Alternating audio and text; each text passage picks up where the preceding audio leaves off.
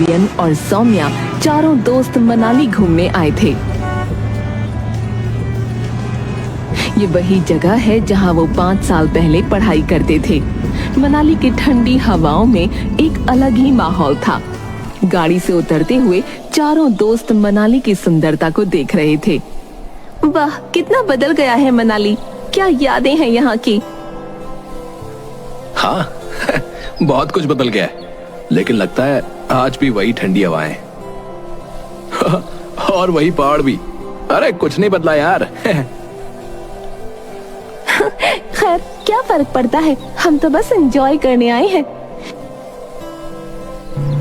चारों दोस्त कॉटेज की ओर बढ़ते हैं। चारों दोस्त एक छोटे से कॉटेज में ठहरने का फैसला करते हैं। कॉटेज पुराना था, लेकिन उसकी सुंदरता ने सबको आकर्षित कर दिया। देखो ये कॉटेज कितना प्यारा है। हाँ यार, बहुत सुकूनदायक है। तो फिर हम यहाँ कुछ दिन आराम से ही रहने वाले हैं, है ना? सभी दोस्त कमरे में बिस्तर लगाते हैं और आराम करते हैं। सुबह होते ही दिशा उठती है और अपनी आदत से बाहर आकर एक बार फिर आसपास के जंगल को देखती है।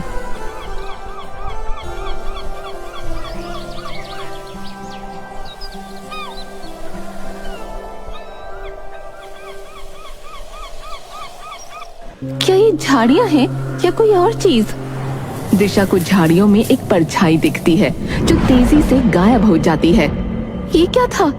दिशा डरते हुए कमरे में लौटती है। दोस्तों, मैंने कुछ देखा। क्या देखा? कोई भूत प्रेत है? नहीं, ऐसा कुछ नहीं था। मुझे एक परछाई सी दिखी जो झाड़ियों में गायब हो गई। ओ दिशा, हो तुम भी ना, क्या फिर से वही डरपोकों वाली बातें शुरू कर दी यार तुमने? हाँ दिशा, वो तो सिर्फ हवा होगी। नहीं, मुझे यकीन है मैंने कुछ देखा था। मुझे ऐसा लगा कि वो परछाई मुझे जानती है। दिशा, तुम अपनी आदतों को सुधारो यार, ये सब सिर्फ तुम्हारा वहम है यार। दोपहर होते ही तीनों दोस्त कॉटेज के गार्डन में आराम से बैठे होते हैं। हंसी मजाक के बीच दिशा कुछ चुप सी बैठी थी। दिशा, क्या हुआ? तुम चुप क्यों हो? दिशा का चेहरा अचानक बदलता है। उसकी आंखों में अजीब सी चमक आ जाती है। कुछ नहीं, सब ठीक है। दिशा धीरे धीरे खड़ी होती है और बिना हिले डुले तीनों को घूरने लगती है। दिशा, दिशा, तुम ठीक तो हो? अचानक दिशा का चेहरा काला पड़ जाता है और उसके मुंह से काला धुआं निकलने लगता है। तीनों दोस्त घबराते हुए खड़े होते हैं और दिशा गिर जाती है। दिशा, दिशा क्या हो गया? दिशा, दिशा तुम ठीक हो? दिशा मृत होकर गिर पड़ती है। तीनों दोस्त बुरी तरह से घबरा जाते हैं। नहीं, ये क्या हो गया? दिशा, दिशा। कुछ ही देर बाद मनाली के इंस्पेक्टर अभिमन्यु घटनास्थल पर पहुंचते हैं। वो दिशा की लाश को देखकर बेहद गंभीर हो जाते हैं। ये क्या किया तुम लोगों ने? सर, हम कुछ नहीं समझ पा रहे। हम सब तो हंसी मजाक कर रहे थे, फिर अचानक से दिशा और वो सर। जब तक मैं इजाजत नहीं दूंगा तुम लोग मनाली से बाहर नहीं जा सकते, समझे? सर, पर हमें यहाँ क्या करना होगा? हम कुछ नहीं जानते। आप लोग कुछ नहीं जानते, लेकिन इस केस को हल करना हमारी जिम्मेदारी है। सब कुछ साफ होने तक आप लोग यहीं रहेंगे, समझे? तीनों दोस्त आपस में एक दूसरे को देखते हैं, घबराए हुए। दिशा की मौत ने तीनों दोस्तों को गहरे सदमे में डाल दिया था। एक सामान्य यात्रा एक डरावने रहस्य में बदल चुकी थी। इंस्पेक्टर अभिमन्यु ने दिशा के शव का निरीक्षण किया। बात कुछ और ही है। दिशा की मौत के पीछे एक बड़ा राज लगता है। इंस्पेक्टर अभिमन्यु तीनों को चेतावनी देते हुए, सुनो, जब तक मामला सुलझ नहीं जाता तुम लोग यहीं रहोगे, समझे? कोई भी शहर छोड़ने की कोशिश नहीं करेगा, समझा ना? राहुल अचानक इंस्पेक्टर अभिमन्यु की ओर अजीब निगाहों से देखने लगता है। ए, राहुल, तुम मुझे इस तरह क्यों देख रहे हो? मुस्कुराओ, मौत तुम्हारे करीब है। राहुल का चेहरा अचानक काला पड़ने लगता है, ठीक वैसे ही जैसे दिशा का हुआ था। उसका मुंह खुलता है और उसमें से काला धुआं निकलने लगता है। अचानक राहुल जमीन पर गिर जाता है। राहुल, राहुल, नहीं, ये क्या हो रहा है? राहुल, संभालो खुद को यार, तुम ठीक हो जाओगे। राहुल। राहुल की मृत्यु हो चुकी थी। इंस्पेक्टर अभिमन्यु और दोनों दोस्त गहरे सदमे में थे। ये क्या था? मैंने अपने जीवन में पहली बार ऐसा कुछ देखा है। ये किसी आम मौत जैसा नहीं है। इंस्पेक्टर डर और अविश्वास से देखता है और अचानक घबराहट में वहां से निकल जाता है। क्या इंस्पेक्टर भी भाग गया? ये सच में कुछ अजीब हो रहा है। इंस्पेक्टर के भागने के कुछ देर बाद पुलिस की टीम राहुल और दिशा की लाशें लेने आती है। आर्यन और सौम्या अब अकेले और बेहद डरे हुए थे। रात के सन्नाटे में सौम्या बिस्तर पर लेटी थी। उसे नींद तो आ रही थी, लेकिन वो बार बार उस खौफनाक घटना को याद कर कांप उठती थी। सौम्या करवट लेकर सोने की कोशिश करती है। अचानक उसे किसी की धीमी भयावह आवाज सुनाई देती है। सौम्या, सौम्या। सौम्या की आंखें अचानक खुलती हैं। वो सहमी सहमी सी उठकर कमरे में चारों ओर देखने लगती है। कौन है वहाँ? कौन मुझे बुला रहा है? सौम्या का ध्यान सामने की ओर जाता है, जहाँ एक भयानक चेहरा लिए व्यक्ति खड़ा है। वो व्यक्ति भयानक मुस्कुराहट के साथ सौम्या की ओर देख रहा था। तुम कौन हो? मुझे पहचानने की कोशिश करो सौम्या। मैं कोई अजनबी नहीं हूँ। नहीं, तुम्हें नहीं जानती। तुम यहाँ क्या कर रही हो? मैं यहाँ तुम्हें एक संदेश देने आया हूँ। क्या क्या कहना चाहते हो?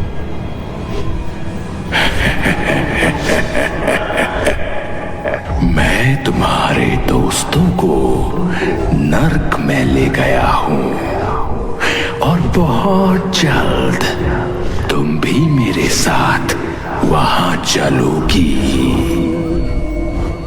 सौम्या डर के मारे चिल्लाने लगती है। नहीं, नहीं, छोड़ दो मुझे जाने दो, छोड़ो। उसकी चीखें सुनकर आर्यन उसके कमरे में आता है। नहीं, नहीं, छोड़ दो मुझे जाने दो। सौम्या, सौम्या क्या हुआ? तुम ठीक हो सौम्या? सौम्या सहमी सहमी सी आर्यन को देखती है। आर्यन, वो यहाँ था। उसने कहा कि वो राहुल और दिशा को नर्क में ले गया है और अब मुझे भी ले जाएगा। क्या? अरे किसके बारे में बात कर रही हो? यहाँ कोई नहीं है भाई। नहीं आर्यन, मैंने उसे अपनी आंखों से देखा। वो कोई भयानक व्यक्ति था जो अजीब सी मुस्कुराहट के साथ मुझे देख रहा था।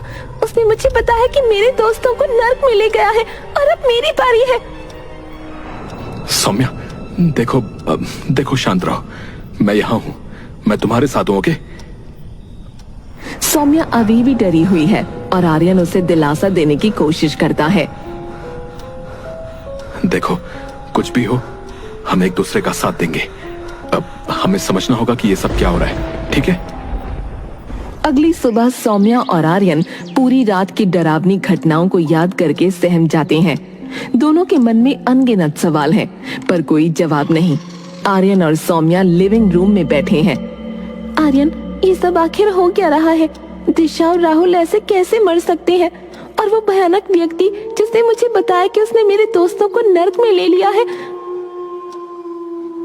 सौम्या, मुझे भी नहीं पता यार, मगर मैं इतना जानता हूँ कि ये सब कुछ सामान्य नहीं है। तभी कॉटेज का दरवाजा खुलता है और इंस्पेक्टर अभिमन्यु अंदर आता है। मुझे यकीन नहीं हो रहा कि मैं वापस यहाँ आया हूँ, लेकिन ये केस जितना अजीब है उससे मैं भाग नहीं सकता। इंस्पेक्टर साहब, क्या आप हमारी मदद कर सकते हैं? हमें ये सब समझ नहीं आ रहा। सच कहूं तो मुझे भी समझ में नहीं आ रहा कि यहाँ पर क्या हो रहा है, लेकिन हम इसे मिलकर सुलझाएंगे। सौम्या और आर्यन इंस्पेक्टर की ओर उम्मीद भरी निगाहों से देखते हैं। सौम्या को अचानक कुछ याद आता है और वो तेजी से इंस्पेक्टर अभिमन्यु और आर्यन की ओर देखती है। मुझे समझ में आ गया, वो भयानक दिखने वाला आदमी वो कोई और नहीं था, वो राकेश था। क्या? राकेश? लेकिन राकेश तो 5 साल पहले लापता हो गया था ना सौम्या? याद है आर्यन, 5 साल पहले हमने मजाक मजाक में वो विच क्राफ्ट किया था। उसी के बाद से राकेश अचानक गायब हो गया था। मुझे लगता है वो उसी घटना से जुड़ा हुआ है। तुम लोग क्या बातें कर रहे हो?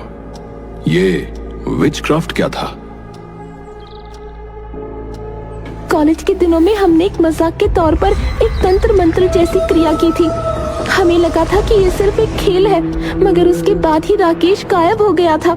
मुझे लगता है कि तब से ही कुछ अजीब हो रहा है। मैं तुम्हें बताती हूँ। 5 दोस्तों का मनाली में विचक्राफ्ट। दिशा, राहुल, आर्यन, सौम्या और राकेश एक छोटे से कॉटेज के सामने खड़े हैं। सभी ने हाल ही में अपने फाइनल ईयर के एग्जाम खत्म किए हैं और आज उनका मनाली में आखिरी दिन है।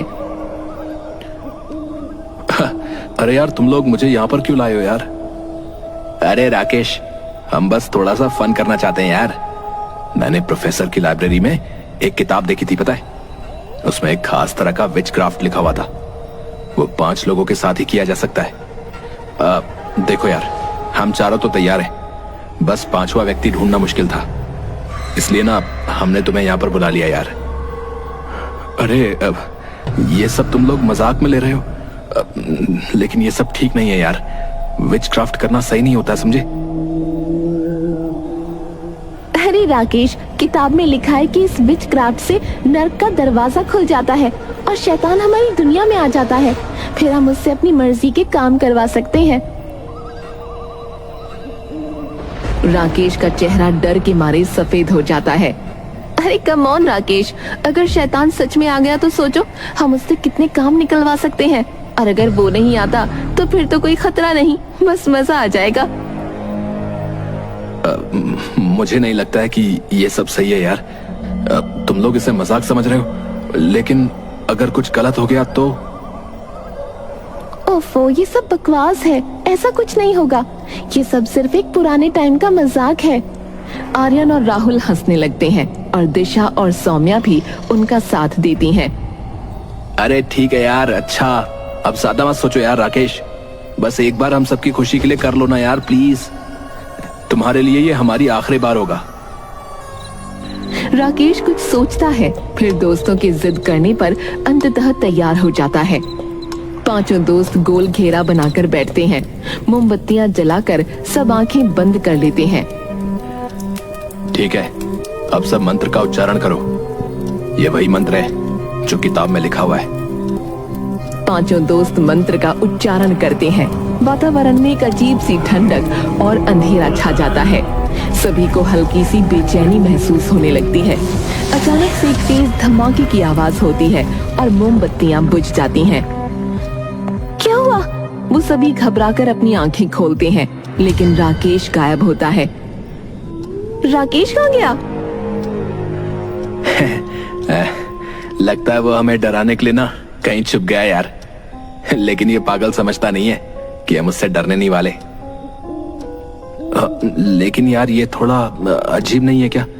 वो अचानक कैसे गायब हो गया यार? अरे कुछ नहीं, वो कहीं आसपास ही होगा, बस हमें डराने के लिए छुपा होगा।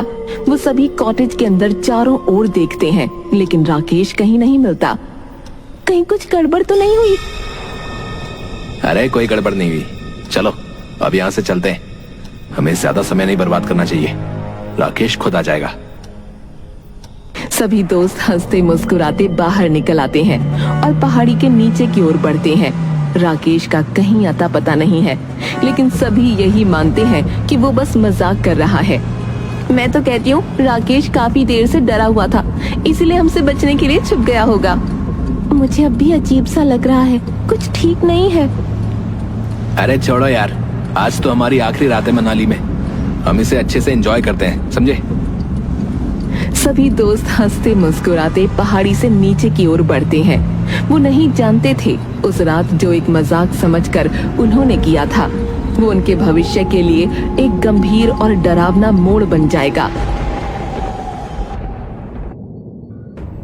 सौम्या, हमें क्या करना चाहिए अब? हमें अपने पुराने कॉलेज के प्रोफेसर के पास जाना होगा, शायद वो हमारी कुछ मदद कर सके। सौम्या और आर्यन अपने पुराने प्रोफेसर कपूर के पास जाते हैं और उन्हें सारी घटनाएं बताते हैं। तुम दोनों ने जो 5 साल पहले किया था वो एक खतरनाक खेल था। तुम्हें लग रहा था कि तुम मजाक कर रहे हो, पर असल में तुमने नर्क का दरवाजा खोल दिया था। क्या आप सच कह रहे हैं सर? तो क्या राकेश? हाँ, शैतान ने राकेश के शरीर को अपना ठिकाना बना लिया है और तुम लोगों की वजह से वो इस दुनिया में भयानक शक्तियों के साथ आया है। प्रोफेसर, अब हमें क्या करना होगा? नर्क का दरवाजा बंद करने के लिए तुम्हें वहीं जाना होगा जहां तुम लोगों ने वो क्रिया की थी। वही जगह इस सब का अंत कर सकती है। लेकिन क्या वहां जाने से हम बच पाएंगे? मैं इसकी कोई गारंटी नहीं दे सकता, लेकिन यह तुम्हारा एकमात्र मौका है।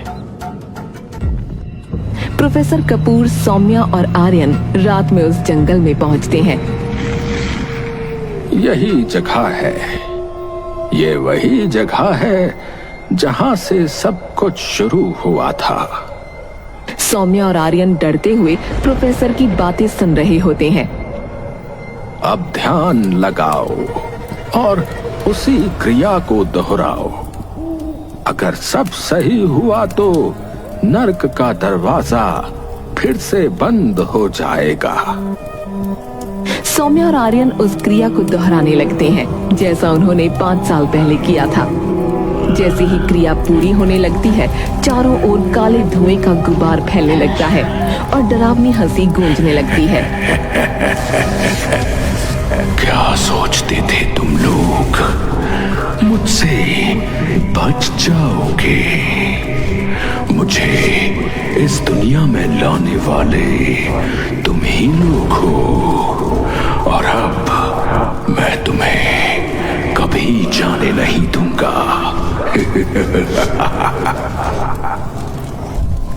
राकेश, हमें माफ कर दो, हमें नहीं पता था कि हम क्या कर रहे हैं। माफ? शैतान माफ नहीं करता। मैं अब तुम सबको अपने साथ नर्क में ले जाऊंगा। राकेश की आंखें लाल हो जाती हैं, उसके चेहरे पर एक खौफनाक मुस्कुराहट उभरती है। नहीं, यह सही नहीं है, तुम्हें वापस जाना होगा। राकेश हवा में घुलने लगता है और काला धुआं बनकर चारों ओर फैल जाता है। सौम्या और आर्यन को खींचता हुआ धुआं चारों ओर से उन्हें जकड़ लेता है। नहीं, नहीं, हमें छोड़ दो, हमें छोड़ दो। नहीं, नहीं। तभी राकेश उस काले धुएं से भयानक चेहरा लिए उन दोनों के सामने आ जाता है। नर्क का द्वार तुमने खोला था, मगर तुम शायद एक बात नहीं जानते थे कि नर्क से जो भी आता है वो इस संसार के लोगों को नर्क में ही खींच कर ले जाता है। इतना बोलकर भयानक हो चुके राकेश ने अपने पंजे आर्यन के सीने में गाड़ दिए। आर्यन एक चीख के साथ मृत होकर वहीं पर गिर पड़ा। नहीं, ये इस तरह से मेरा अंत नहीं हो सकता। तुम्हारा अंत यही है। इतना बोलकर राकेश ने अपने भयानक पंजों से सौम्या के ऊपर वार कर दिया।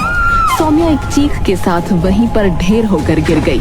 राकेश उसी धुएं में जाकर समा गया, मगर राकेश की डरावनी हंसी गूंजती रही। जंगल में एक अजीब सा सन्नाटा छा गया। प्रोफेसर कपूर अकेले खड़े रह गए। वो चारों ओर देख रहे हैं। इस खेल में कोई जीत नहीं पाया। नर्क का दरवाजा खुलने के बाद जो आया वो अब हमेशा के लिए यहाँ रहेगा। सौम्या, राहुल, दिशा और आर्यन ने एक मजाक समझकर अंधेरे की दुनिया से खेला था, मगर वो नहीं जानते थे कि उनका ये मजाक उन पर इतना भारी पड़ेगा।